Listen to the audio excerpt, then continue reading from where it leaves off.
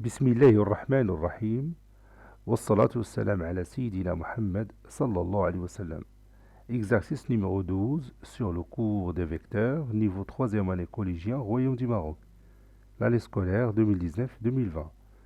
A, B et C sont 3 points distincts du plan, tels que 4 fois le vecteur AB moins 9 fois le vecteur AC est égal à 2 fois le vecteur BC.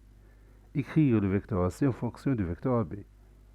Petit b, en déduire que A, B et C sont alignés.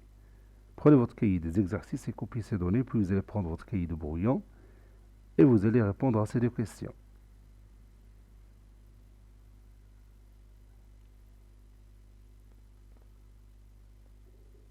Maintenant, on passe à la correction ensemble. Réponse.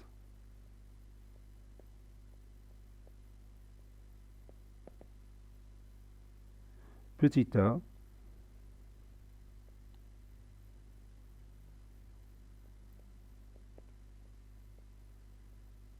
Écrivons le vecteur AC en fonction de vecteur AB. On a, puis je copie cette égalité et je vais la poser ici.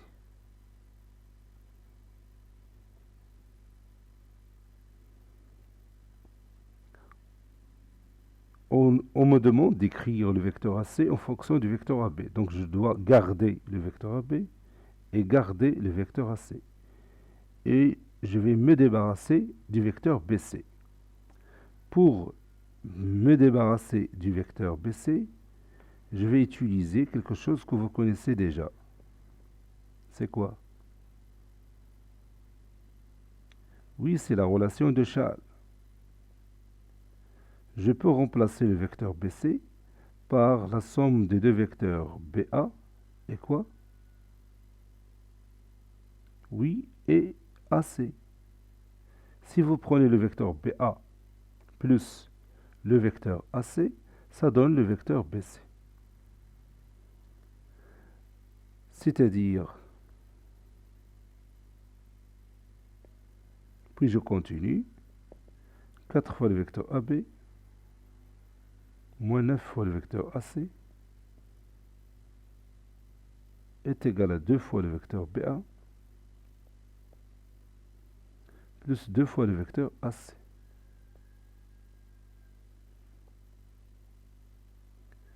Donc je vais déplacer 2 fois le vecteur AC au premier membre, et en même temps, je vais déplacer 4AB à l'autre membre. Ça donne moins 9 fois le vecteur AC, moins 2 fois le vecteur AC, est égal à 2 fois le vecteur BA, moins 4 fois le vecteur AB. N'oubliez pas, si on déplace un terme d'un membre d'une égalité à l'autre, on change son signe.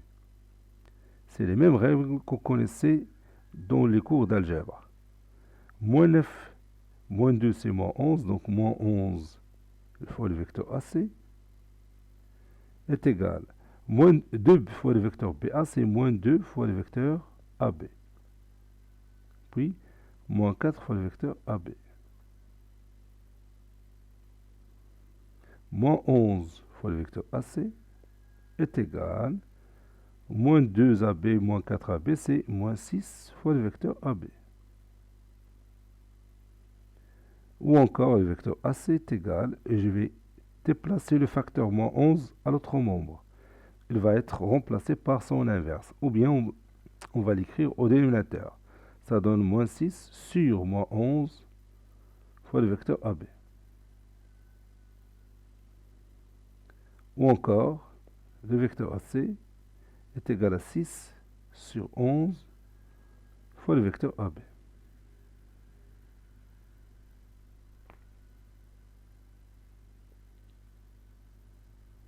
Petit b,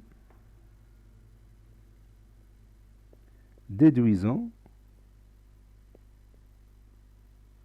que A, B et C sont alignés.